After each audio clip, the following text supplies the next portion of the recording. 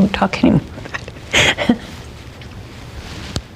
I got a call. I was going to an appointment and meeting my sister, and I saw my sister, and she said, "You have to go home." I have chills even talking about it. For nearly half a century, she carried a secret that no one, not even those closest to her, fully understood. But now, at 88, Priscilla Presley has finally revealed the truth about the promise Elvis made her keep. A promise that began as an act of love and became the weight of her entire life. It all started long before Graceland, before the stage lights and the gold records, back when Elvis Presley was just a young soldier stationed in Germany. He was world famous by then, but behind the charm and the swagger, he was lonely. Away from home, haunted by fame that already felt too big for one man to carry. And then, he met her, a quiet 14-year-old girl whose innocence reminded him of everything he'd lost.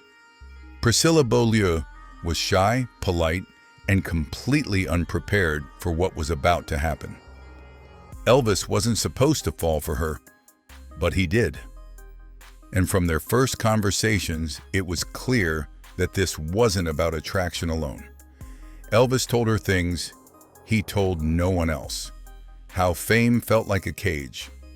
How he feared that people only saw the image, not the man. One evening during one of his late-night talks, he made her promise something. He said, "If you ever see me losing myself, promise you'll protect me from the world." It sounded romantic then, like a young man asking his sweetheart to be his anchor. She didn't realize it was the beginning of a lifetime of silence. Years later, when she moved into Graceland, that promise became her compass. She saw the other side of the legend, the exhaustion, the pills, the paranoia, the way he'd walk the halls at night, unable to sleep. To the world, Elvis was unstoppable. To Priscilla, he was unraveling. She was still just a teenager, trying to play the part of a wife in a kingdom built on illusion. Reporters called her lucky. Fans envied her. But they didn't see how she learned to smile through worry, how every cheer from the crowd reminded her of the secret she had to protect. Because Elvis had trusted her to never let anyone know the cracks beneath the crown. There were nights she'd hear him talking to himself in the dark, murmuring about dreams that never came true, about the men who took advantage of him, about his mother's voice he still heard sometimes when he closed his eyes. And she would sit quietly, listening, wondering how a man worshipped by millions could sound so lost. She kept his world running smoothly, the way he liked it, curtains drawn, phone lines guarded, every detail controlled. It wasn't about jealousy, it was about preservation. He once told her, "The world doesn't need to see me weak." So she hid every weakness for him, even from herself. But love built on fear always costs something. The more she protected him, the more she disappeared. Friends noticed she spoke less. Family said she seemed distant, floating through rooms like someone rehearsing a role. When people asked what it was like to live with Elvis Presley, she'd smile and say, "It's wonderful." What she didn't say was that it was also lonely. And still, she held on. Because she had promised. She promised when the fame grew unbearable. She promised when the argument started. She promised when the man who once sang her love songs now sat in silence for hours, his eyes heavy with things he couldn't say. Sometimes she wondered what protecting him really meant. Did it mean keeping his image perfect, even if it meant erasing her own? Did it mean keeping secrets that no one would ever understand? She didn't know. But she did know that breaking her word felt worse than breaking her heart. There's a story people tell, that Elvis made Priscilla promise to stay part of his life, no matter what. But that's not the real promise. The real one wasn't about love after marriage or fame after death. It was about protection from the world, from pain, and maybe even from himself. And though years would pass, though their marriage would end, though the world would turn their story into legend, that quiet promise, the one whispered between two frightened souls, never left her. Because she didn't just love him, she guarded him. She carried the burden of his humanity so the world could keep believing in the myth. And as she would later admit, even decades after his death, that promise never truly ended. It lived on, in silence, in guilt, in the memories she could never fully share. She just didn't know that keeping it would one day become the hardest vow she'd ever have to live with. The promise had begun as something tender, a secret thread between two hearts. But as the years unfolded, it became a chain. When Priscilla returned to America and moved into Graceland, the world saw glamour, the king and his queen surrounded by music, laughter, and luxury. But behind those gates, everything revolved around one thing, keeping Elvis together. That was her role. That was the cost of the promise. Fame was no longer a gift. It was a machine. Elvis couldn't walk outside without chaos breaking loose. Fans camped at the gates. Reporters hounded every move. Even inside Graceland, privacy was an illusion. Every friend, every bodyguard, every business deal, someone was always watching. Priscilla learned quickly that trust was a rare currency. She was barely in her 20s when she realized her life was no longer hers. Elvis's moods changed with the pills, the touring schedules, the endless pressure to stay on top. One moment he was tender, soft-spoken, almost boyish. The next, unreachable, lost in thoughts he never shared. And through it all, she remembered what he had told her years before. If you ever see me losing myself, protect me from the world. So she did. Every canceled meeting, every night he locked himself in the den, every storm that passed through Graceland, she became the buffer between Elvis and reality. She shielded him from the world, even when she was breaking inside. But fame has a cruel way of distorting love. The more she protected him, the more she disappeared behind his shadow. He was the sun, bright, blinding, all-consuming. She revolved around him quietly, her own needs dimming until they no longer mattered. She had tried to keep their marriage steady, tried to create normalcy where none existed. Dinners at home, late-night talks on the porch. Little things that reminded them of who they used to be before the spotlight. But the machine always called him back. The studio, the managers, the endless obligations, and the pills that made him forget he was human. There were nights when he'd talk about how tired he was of being Elvis Presley. "They want the king," he'd whisper, "but I just want to be me." She'd nod, knowing there was nothing less she could say that fame would let him hear. Priscilla tried to anchor him with stability, but to the men around him, she was just the wife. To Elvis, she was both comfort and confinement. He loved her deeply, but fame had warped what love looked like. Affection became apology. Distance became normal. He'd gift her jewelry after arguments, cars after silence. Every sparkle carried the same message: "I'm sorry I can't be what I used to be." And still, she kept her word. When people whispered about his exhaustion, about his dependence, she deflected with a smile. When fans asked if he was happy, she said, "Of course." No one ever saw the worry in her eyes or the way she'd lie awake at night listening for his footsteps in the hallway, just to know he was still breathing. Sometimes she'd look at him on stage, the lights, the cheers, the perfection, and realize that everyone in that room believed in the myth she helped protect. They saw confidence. She saw fragility. The louder they screamed, the more she understood how alone he truly was. By the mid-70s, the distance between them was no longer measured in miles, but in silence.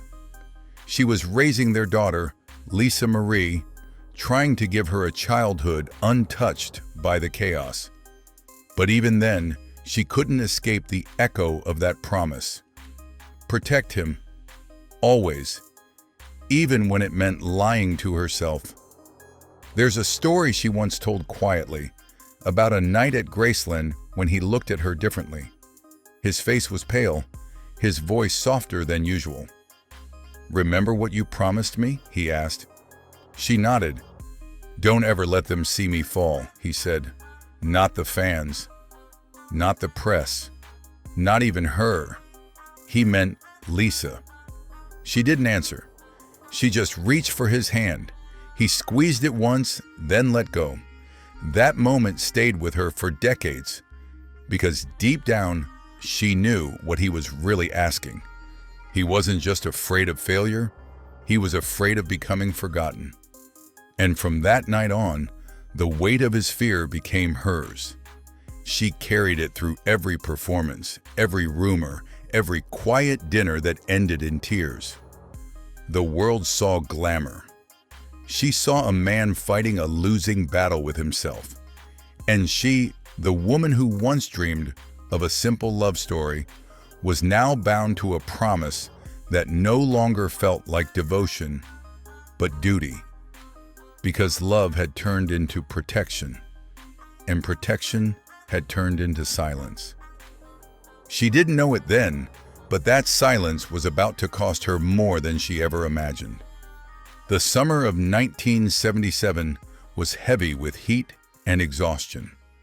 Graceland felt quieter than usual, as if the walls themselves could sense something was about to break. Elvis had grown distant, his laughter shorter, his energy dimmer, his eyes unfocused from too many sleepless nights. The man the world adored was slipping into the shadows of his own creation, and Priscilla, though no longer his wife, still felt bound to the promise she had made all those years ago. They hadn't lived together for some time, but that promise didn't end with the divorce. It had never been about marriage papers or public appearances. It was about his soul, and the silent vow she carried even when they were apart. She'd visit Graceland to check in, quietly, discreetly. He'd always greet her the same way, with a smile that said more than words ever could. But beneath that smile, she saw the weariness he hid from everyone else. He'd talk about the shows, about new songs he wanted to record, about dreams of doing something meaningful again. But between those words, there was a different story. A story of a man afraid of becoming irrelevant, afraid of what would happen if the music stopped and the world no longer needed him. One evening, just weeks before everything changed, he told her, "You remember what I asked you to do for me, right?" She nodded. He looked away for a long time before speaking again. "Don't let them remember me this way," he whispered. "If anything happens, promise you'll keep me the way I was." She didn't understand what he meant at first, but later, those words would haunt her. On August 16th, 1977, the call came. The one she'd prayed would never come. Elvis Presley, found unconscious in his bathroom, the king of rock and roll, gone. For a moment, the world stopped. The man who had seemed larger than life was suddenly human again. And with his death came a storm of cameras, headlines, and chaos. Millions mourned. Graceland became a shrine overnight. The press wanted details. The world wanted answers. But Priscilla had only one thought running through her mind: the promise. When reporters called, she stayed silent. When books were written, she corrected only what mattered. She refused to let the ugliest parts of his final years define who he was, because she knew what he had asked of her: to protect the image, not the man, to keep his light alive, even if it meant burying his pain. But as the years passed, that silence began to change her. She watched as others told their versions of Elvis, some cruel, some sensational. She watched movies twist the story, friends sell their memories for headlines. And through it all, she kept her word. There were nights when she'd sit alone and wonder if keeping that promise had truly honored him or destroyed her. Because the truth was never simple. Yes, she had protected him, but in doing so, she had erased the human side of Elvis, the gentle soul who sang lullabies to their daughter, who cried after losing his mother, who feared dying alone despite being adored by millions. She carried those memories quietly, never revealing how fragile he'd truly been. Even Lisa Marie didn't know all of it. Priscilla once said in an interview, "You can love someone with your whole heart and still keep secrets that love created." And that's exactly what she did. There were moments, years later, when she almost broke her silence. When documentaries and tell-alls surfaced, she thought about setting the record straight, about telling the world that Elvis Presley wasn't just a myth, but a man trapped by it. But every time she came close, she'd hear his voice again. That same plea from years ago, "Don't let them see me fall."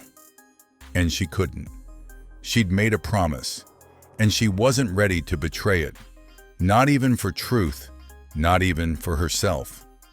What she didn't realize then was that the burden of keeping that promise would follow her for the rest of her life.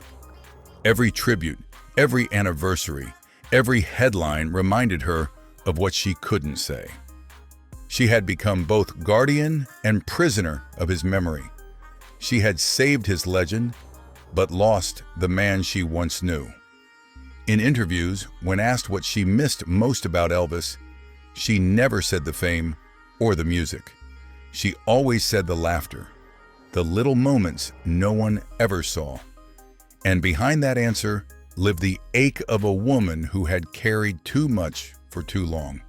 Because sometimes love doesn't end when a person dies. Sometimes it lingers in the silence left behind, waiting, watching, asking whether the truth was worth more than the promise that kept it buried. And for Priscilla Presley, that question would never have an easy answer. For decades, she stayed silent. Through every documentary, every rumor, every person who claimed to know the real Elvis, Priscilla kept her composure. She'd smile politely, say only what needed to be said, and let others believe they knew the truth. But now, at 88, she no longer feels the need to protect the myth. She only wants to tell the truth about the promise that defined her life and what it really cost her. In a quiet interview that few expected her to give, Priscilla finally spoke about those final years, her voice trembling not from weakness, but from the weight of memory. "Elvis made me promise something," she said softly. "He made me promise that no matter what happened, I'd protect his image, that I'd never let the world see him broken. It was a vow made in love, but it became a prison." She explained that for years, she turned down opportunities to tell her side because she didn't want to ruin what people believed about him. Even when books accused him of darkness, even when tabloids painted her as naive or complicit, she kept her word. Because the truth, she said, wasn't mine alone to tell. But time changes how we carry our secrets. What once felt like loyalty began to feel like silence, and silence, when held too long, becomes its own kind of grief. Priscilla admitted she often questioned whether Elvis would have wanted her to live this way, guarding his memory so fiercely that she forgot her own life had meaning too.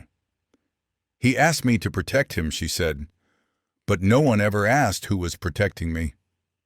Her words weren't bitter. They were tender, filled with the kind of clarity that only comes after a lifetime of reflection. She spoke of love that never truly ended, only changed form, of a bond that outlasted marriage, fame, and even death.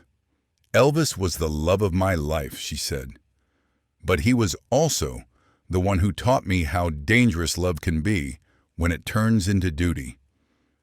She described how, after his death, she felt haunted, not by his ghost, but by the unspoken things left between them. There were so many moments she wished she could have said, "I forgive you. I understand. You don't have to be perfect anymore." But the stage lights never dimmed long enough for those words to be heard, so she carried them in silence. Now looking back, she doesn't speak like a widow mourning her husband. She speaks like a woman finally laying down the armor she's worn for half a century. She's proud of what she protected, but she also knows the cost. "I kept my promise," she says, "but it meant hiding parts of him that deserved to be known." She paused, her voice quiet. "He was funny. He was gentle. He was scared. People don't realize how human he really was.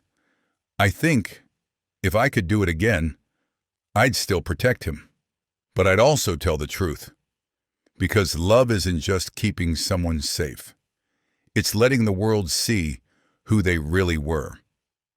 Those who were present said that after she spoke those words, the room felt heavy, not with sadness, but with relief.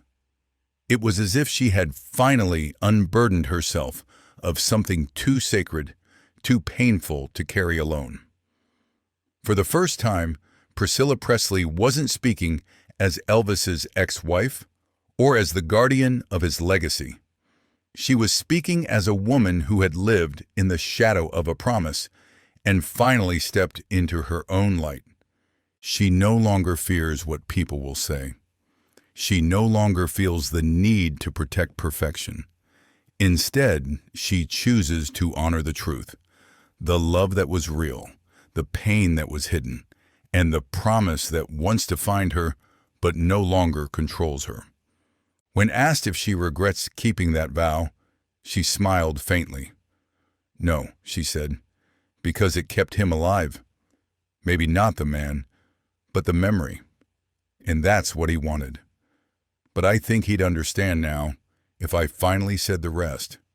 And that's what she's doing, at last. Because the truth she finally revealed wasn't about scandal or secrets or fame. It was about love's quiet endurance, the kind that stays long after goodbye. Elvis made her promise to never let the world see him weak. And for nearly 50 years, she kept that promise, even when it broke her heart. But now, at 88, Priscilla Presley has done what she could never do before. She's told the world that behind every legend is a human being, fragile and flawed, but loved beyond measure. And that's the truth she's finally ready to live with. Some promises are kept out of love. Others are kept out of fear. But the hardest ones are those that outlive the people who made them. If this story moved you, subscribe and stay with us, because the real legends aren't made of fame. They're made of the hearts that remember.